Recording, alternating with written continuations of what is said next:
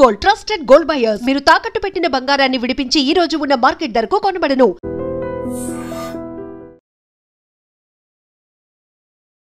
నమస్కారం, welcome to I dream. ధర్మ మార్గం విత్ విజిత కార్యక్రమానికి స్వాగతం.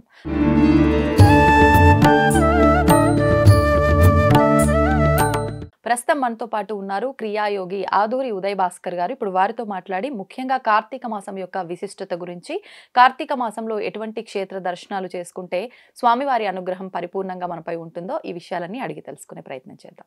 నమస్కారం అండి. నమస్కారం అండి విజిత గారు. ఐ డ్రీమ్ ప్రేక్షకులందరికీ శుభాకాంక్షలు. కార్తీక పౌర్ణమి యొక్క థ్యాంక్ యూ అండి, మీకు కూడా శుభాకాంక్షలు. ముఖ్యంగా మనకు కార్తీక మాసం ఆల్రెడీ మనకు ప్రారంభం అయిపోయింది. మనం ఇంకా ఆల్మోస్ట్ కార్తీక పౌర్ణమి దగ్గరలోకి వచ్చేసినాము. అయితే ముఖ్యంగా ఈ కార్తీక పౌర్ణమి అని అంటే రకరకాల విధానాలు ఆచరిస్తూ ఉంటాం. విశేషంగా శాస్త్ర ప్రకారంగా ఆచరించాల్సిన విధానాలు ఏంటో తెలియజేయండి. మనం ఇప్పుడు ప్రస్తుతం ఉన్న వాతావరణానికి యోగా ధ్యాన పద్ధతిలో కూడా అందరికీ, యంగ్ జనరేషన్కి మనం అందరికీ జ్ఞానోదయం కలిగించడానికి వీలుగా మనం క్షేత్రాలకు వెళ్తున్నాం, బాగుంది. మరి మన పిల్లలకు కూడా కార్తీక మాసం యొక్క విశిష్టత, పౌర్ణమి యొక్క విశిష్టత మనం తెలియజేస్తే చాలా బాగుంటుంది.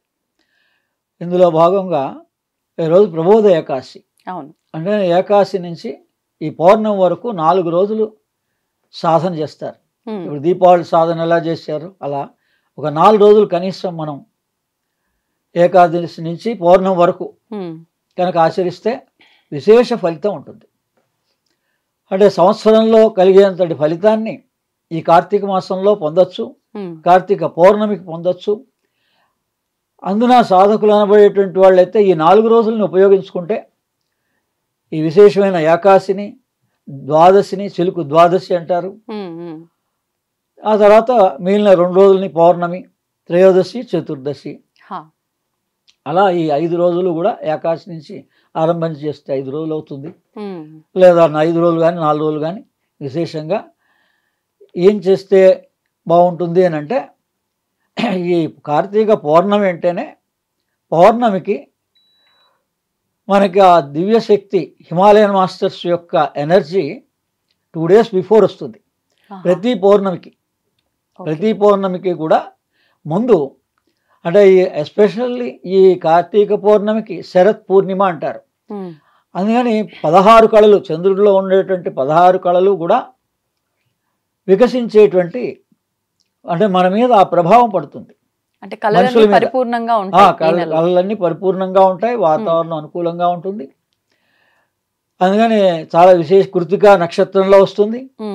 కృతికా నక్షత్రం అంటేనే యోగానికి, ధ్యానానికి ప్రాధాన్యత.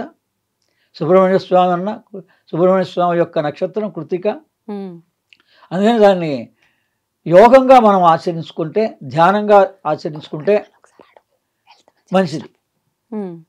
కాబట్టి మనం ఇది ధ్యానంలో, యోగంలో 2 రోజులు ముందుగా వాళ్ళ ఎనర్జీని మనం తీసుకోవచ్చు. ఇప్పుడు హయ్యర్ మాస్టర్స్ ద్వారా మనకు ఉన్నటువంటి సమస్యల్ని పరిష్కరించుకోవడం కానీ, ఎలా అయితే ఇప్పుడు అందరికీ అవగాహన అవుతుందో అటువంటిది పౌర్ణమి రోజు అయితే పూర్తిగా ఆ యొక్క గురు సమక్షంలో ఈ శిష్యుడు ధ్యానం చేయడానికి వీలవుతుంది. మనం ఎవరిని గురువుగా, ఎవరిని హయ్యర్ మాస్టర్స్గా భావిస్తున్నామో, ఇప్పుడు సామాన్యులైతే ఈశ్వరుని ఆరాధిస్తున్నారు. ఆ ఈశ్వరుని సమక్షంలో 24 గంటలు కూర్చోగలిగే అవకాశం కార్తీక పౌర్ణమి రోజు ఉంటుంది. మనం ఎంత శ్రద్ధగా మనం భావిస్తే చాలు. అదే ఎక్కడ దూర ప్రయాణాలు పెట్టుకోకుండా కూర్చున్న చోట్లో మనం యోగ ధ్యాన పద్ధతిలో పంచాక్షరి మంత్రాన్ని జపిస్తూ మనం ఆచరిస్తే మనకు ఆ రోజు ఆ భగవంతుని యొక్క అనుగ్రహ ప్రాప్తి సంపూర్ణంగా కలుగుతుంది. ఈ విధంగా హిమాలయన్ మాస్టర్స్ యొక్క అనుగ్రహం కలిగినటువంటి గురు సాంప్రదాయం మిగిలిన 2 రోజులు పాడ్యమి, విద్య, పౌర్ణమి దాటాక అది పంచుతారు వేరే వాళ్ళకి, వేరే వాళ్ళందరికీ. ఎందుకని?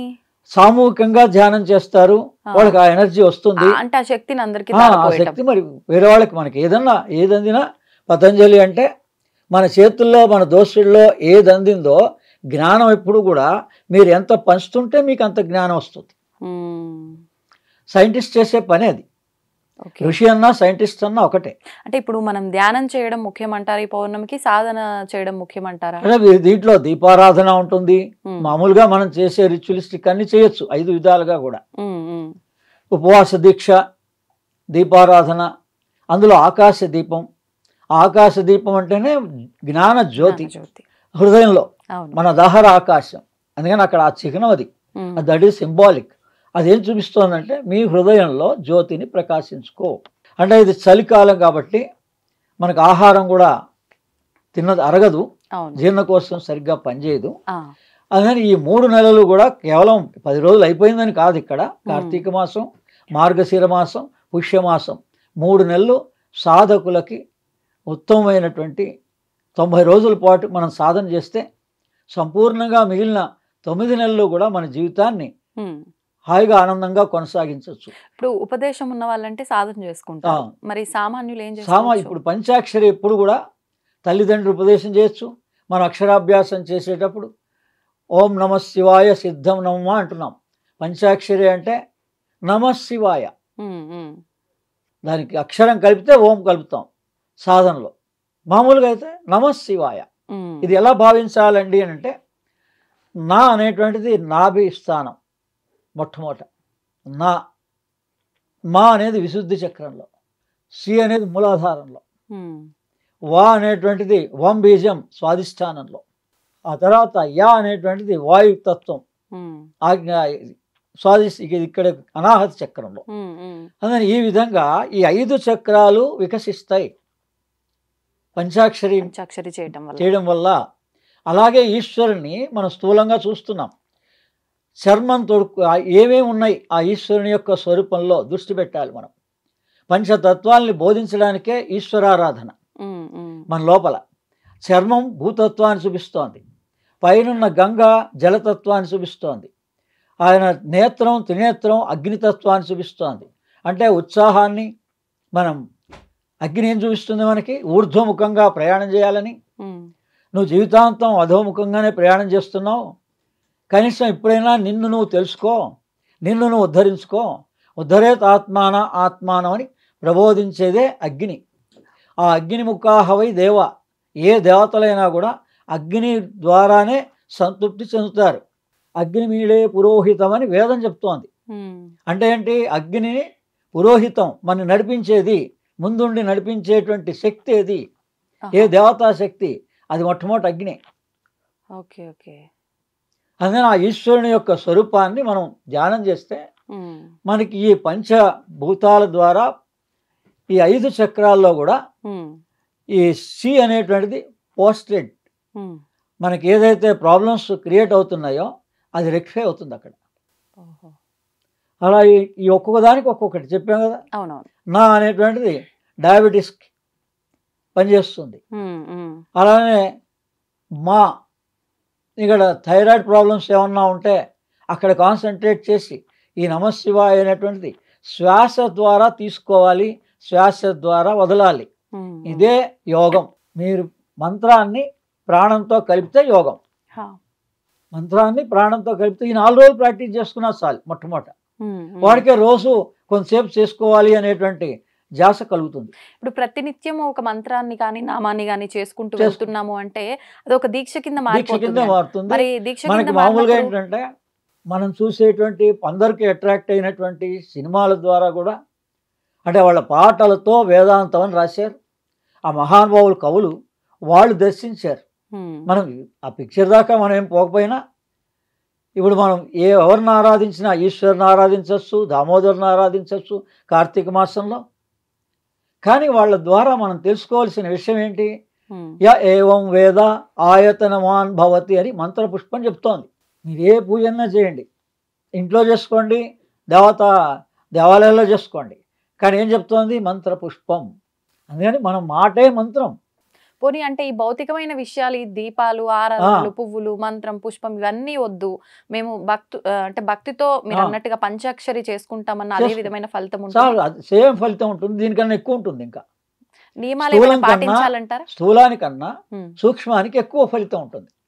మన నియమం అంటే కనీసం కార్తీక మాసం కాబట్టి మనం ఉదయాన్నే స్నానం చేసుకుంటే మంచిది. మన ఆరోగ్యం కోసం మనం సైంటిఫికల్గా ఆలోచించుకొని మన శరీరం మరి ఆ వయస్సుని బట్టి, కాంప్లికేషన్స్ బట్టి కూడా చూసుకోవాలి. వాళ్ళు అలా చెప్పారు కదా అని మన శరీరం సహకరించని వాళ్ళు అలా సన్నీళ్ళు చేయకూడదు. ఇబ్బంది ఇబ్బంది పెట్టకూడదు. అలానే ఉపవాసం కూడా ఎంతవరకు ఉండొచ్చో, ఎంతవరకు బాడీ పర్మిట్ చేస్తుందో అంతవరకు ఉండాలి. ఇప్పుడు ఒకసారి ఒక సంకల్పం పెట్టుకున్నాం అనుకోండి, ఈ రకంగా ఉంటాం పలానా టైం నుంచి పలానా టైము అని. ప్రతిరోజు అలా చేస్తూ ఉంటారు చాలా మంది మాసం అంతా. మధ్యలో ఏదైనా రోజు ఉండలేకపోతున్నాము అని అంటే దాన్ని బ్రేక్ చేసి అక్కడితో తినొచ్చు అంటారా? మన శరీరం నియమం బట్టి. ఇప్పుడు వాళ్ళు ఏదైనా కాంప్లికేషన్ ఉన్నాయనుకోండి, డయాబెటీస్ కానీ బీపీ కానీ, అటువంటి వాళ్ళు మొదట శరీరమే ధర్మాన్ని పాటించాలి, శరీర ధర్మాన్ని పాటించాలి. అంటే మనం చేసే కర్మ అంతా అండి సత్కర్మ. మన 2 రకాలుగా మన ప్రారంధాన్ని తీసేసుకోవచ్చు. ఇవన్నీ ఎందుకు చేస్తున్నాం మనం? మన ప్రారంధాన్ని కడుక్కోవడానికి చేస్తున్నాం. దీనికి 2 మార్గాలు చెప్పారు శాస్త్రంలో. ఒకటి సత్కర్మాచరణ, రెండోది దైవ ప్రార్థన. యావత్ ప్రపంచం అంతా చేస్తోంది దైవ ప్రార్థన, సత్కర్మ కూడా. ఈ రెండిట్లో మాత్రం యావత్ ప్రపంచంలో తేడా ఏం లేదు. మనం అది గమనించుకోవాలి. మరి అన్న కర్మ ప్రకారంగా ఎంతవరకు చేయొచ్చు అంటే, కర్మ కన్నా కూడా దైవ ప్రార్థన ధ్యానం గొప్పది. అందుకని అప్పుడు మీకు దానికి నియమాలు ఎక్కువ ఉండవు. మీరు మానసికంగా చేస్తే, అంటే భగవంతుడు అనేటువంటి వాడు మీ మనస్సును చూస్తాడు కానీ, మీరు ఏ దృష్టితో చేస్తున్నాడు అనేది చూస్తారు కానీ కర్మని చూడరు. ఎందుకంటే కర్మ ఇండిఫరెంట్గా ఉంటుంది. అంటే పాపం లేనివాడు ఒక రకంగా చేస్తాడు, ఉన్నవాడు ఒక రకంగా చేస్తాడు. మరి భగవంతుడు అనేటువంటి వాడు వీడికి వేరేగా వాడికి వేరేగా ఫలితాలను ఇవ్వరు, భేదం చూపించాడు. అందుకని మనం ఉన్నంతలో, మనకి స్తోమత ఉన్నంతలో, మన దేహం పరిమితం అయినంతలోనే మనం ఈ దాన ధర్మాలు కానీ ఈ రిచువలిస్టిక్గా 5 రకాలుగా దీపము, దానము, స్నానము, ఇవన్నీ ఏం చేసుకోవాలనుకున్నావు అన్నీ చేసుకోవచ్చు. అదే ఇది మెయిన్లీ ఏంటంటే, ఈ ఈశ్వరుని యొక్క కటాక్షం పొందాలి అంటే ఈశ్వరుని బాగా గమనించాలి. అందులో ఉన్నటువంటి 5 తత్వాలని గమనించాలి. పృథ్వీతత్వము, ఆ చర్మం కట్టుకోవడము, గంగా, అందుకని వీటిని అగ్ని, ఈ అగ్ని తర్వాత విభూతి వాయుతత్వము, డమరకం కానీ శంఖం కానీ 2 ఉన్నాయి. ఈ 2 శబ్ద గుణాన్ని కలిగజేస్తున్నాయి, ఆకాశతత్వాన్ని మనకి చూపిస్తున్నాయి. అందుకని మీలో ఉన్నటువంటి 5 తత్వాలే నేను వేరు కాదు, నువ్వు వేరు కాదు. అంటే జీవుడు వేరు కాదు, పరమాత్మ వేరు కాదు, జీవాత్మే పరమాత్మ అని అనేదాన్ని అంత ప్రబోధంగా దేహో దేవాలయ అని చెప్పినటువంటిది శాస్త్రంలో ఉంది. అది మనం అవగాహన చేసుకోవాలి. ప్రతిసారి ఏ విశిష్టమైనటువంటి పండుగలు కానీ ఇవన్నీ శాస్త్రంలో ఏం చెప్పారో అప్పుడు మనం మన దేహానికి అది వర్తించుకోవాలి. అది విష్ణు స్వరూపంగా అయినా అంతే, విష్ణు అయినా ఇప్పుడు ఏముంది, ఈ 4 నెలలు యోగ నిద్రలో ఉంటాడు, ఏకాదశి రోజున మేల్కొంటాడు. ఈ రోజుతో ఈ 3 నెలలు అయిపోతుంది కదా, 4 నెలలు అయిపోతుంది. మరి తొలి ఏకాదశి నుంచి మొదలు, ఆషాఢ మాసం నుంచి చాతుర్మాస దీక్ష, అందుకని 4 నెలలు అయిపోతుంది. అంటే ఇది భగవంతుడే ఆచరించి గురువులకి మార్గదర్శనం చేశాడు, పీఠాలకి. ఇప్పుడు తను చేస్తే కదా వేరే వాళ్ళు ఆచరించేది. అందుకని వాళ్ళు గురువులు ఏం చేస్తున్నారు, మనకి వాళ్ళు భగవద్ దర్శనం పొంది ఈ ద్వాదశి రోజున మనకు ఉపదేశం చెయ్యాలి. గురువులకి దర్శన భాగ్యం అవుతుంది. ఎందుకంటే ఆ 4 నెలలు వాళ్ళు వాళ్ళకు ఉన్నంతలో వాళ్ళు ఆచరిస్తారు, భగవద్ దర్శనం అవుతుంది. ఆ శక్తితోటి లోకానికి మేలుగా. ఇప్పుడు అందుకని అందరికీ ఇప్పుడు ఓం నమ శివాయ అనేటువంటిది ఉపదేశం చేయడం జరిగింది. ఓం అనేటువంటిది ఈ శిరోభాగాన్ని చెందుతుంది మొత్తం అంతా. అక్షరం అని అంటారు దాన్ని. ఓం ఇచ్చేకాక్షరం బ్రహ్మ, భగవంతుడు అనేవాడు ఓమే. మనం ఈ రోజైతే ఈ నామం ద్వారా, ఈ మంత్రం ద్వారా ఒకానొక రోజు ఓం అని అనగలిగితే, ఓం యొక్క తత్వాన్ని తెలుసుకోగలిగితే జన్మధన్యమే. అందుకని ఓం నమ శివాయ అని ఆ రకంగా మోక్షాన్ని పొందిస్తుంది అని అంటే అర్థం అది. నీలో ఉన్న 5 తత్వాలని 5 గ్లాండ్స్ని క్లియర్ చేసుకోవచ్చు, నీ ప్రాబ్లమ్స్ రెక్టిఫై చేసుకోవచ్చు. అప్పుడు ఆనందంగా ఉండొచ్చు. అప్పుడు ఆనందంగా నువ్వు ఇంకా కౌంట్ ఏమి ఉండదు. అప్పుడు ఇక ఓం నమ శివాయ నీ ఇష్టం, ఎప్పుడైనా ఏ నామస్మరణ చేసుకుంటూ ఉండు, భావిస్తూ ఉండు. చెప్పే శ్వాసతోటి ఓం నమ శివాయ.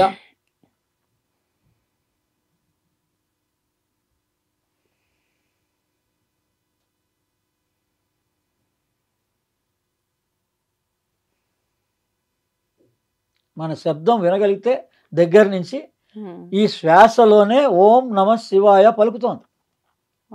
అది యోగానికి క్రియాయోగం అని అంటే అర్థం. అది మేము ఏ మంత్రాన్నైనా ప్రాక్టీస్ చేసాం కాబట్టి శ్వాసతో దగ్గర నుంచి అంటే ఈ మంత్రాన్ని శ్వాసని కలపడమే యోగం. దానికి అసలు ఏ నియమాలు ఉండవు. మీరు శ్వాసతో చేస్తుంటే ప్రాక్టీస్ చేస్తే మీకు ఏ నియమాలు లేవు. 24 గంటల్లో ఎప్పుడు మీకు అర్ధరాత్రి నిద్ర పట్టలేదన్నా లేచి కూర్చొని మీరు ఏ పొజిషన్లో ఉన్నా కూర్చొని శ్వాసతో తీసుకోవచ్చు, శ్వాసతో వదిలేసేయచ్చు. దానివల్ల ఏంటంటే ఉపయోగం అంటే ఏ భగవద్గీతలో చిట్ట చివర నన్ను స్మరిస్తే నీ సర్వ పాపాలు తీసేస్తా అన్నాడు. మరి మనం కాన్షియస్గా ఏ ప్రాసెస్ని చివరి దాకా చేయగలుగుతున్నారు ఇప్పుడు? అదే మీరు ఒక ప్రాక్టీస్ శ్వాసతోటి ఏ మంత్రాన్నైనా అంటే తీసుకుంటున్నప్పుడు నామం దాల్చుకోవాలి, వదులుతున్నప్పుడు నామం దాల్చుకోవాలి. 2 సార్లు 3 సార్లు నేను తీసుకొని చూపించా. 3 శ్వాసలు తీసుకొని 3 శ్వాసలు వదిలి ప్రతి శ్వాసలో ఓం నమ శివాయ అంటూ తీసుకోవడం, ఓం నమ శివాయ అంటూ వదిలేయడం. ఇంకా కుంభకం అవన్నీ అక్కర్లేదు.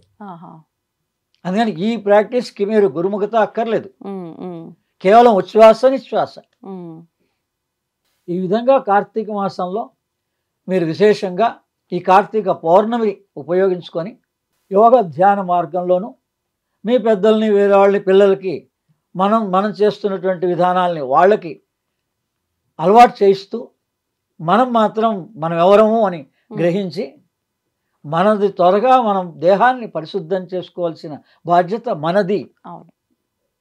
ఏ భ్రమలు బయటవే వాటి వల్ల తాత్కాలిక ఉపశమనే కానీ పర్మనెంట్గా ఏది ఉండదు, అన్ని లోపలే ఉన్నాయి. అందుకని ఆ ద్వాదశి రోజున తులసిని పూజ చేస్తాం. తులసి అంటే లక్ష్మీప్రదం. అందుకని ఇటు లక్ష్మిని ఆరాధిస్తున్నాం, నారాయణని ఆరాధిస్తున్నాం, ఈశ్వరుని ఆరాధిస్తున్నాం. మనకు అందరూ సమానమే, అందరూ ఓంకారంలోనే ఉన్నారు. ఇది కార్తీక పౌర్ణమి యొక్క విశిష్టత. సర్వే జన సుఖినో భవంతు. తవ్వుతున్న శివలింగం సరే దాన్ని అట్లా కప్పేసేయండి, చూపించదండి. Krishna is there. మూర్తి పూజ కాదు, సాక్షాత్ బ్రజేంద్ర నందన భగవాన్ ఉన్నారు మూర్తిలో. ఏమీ ఆశించకుండా ఆరాధించే వాళ్ళు కూడా ఉన్నారా ప్రభుజీ? నిజమైన భక్తి అంటే మనకు తెలియదు కాబట్టి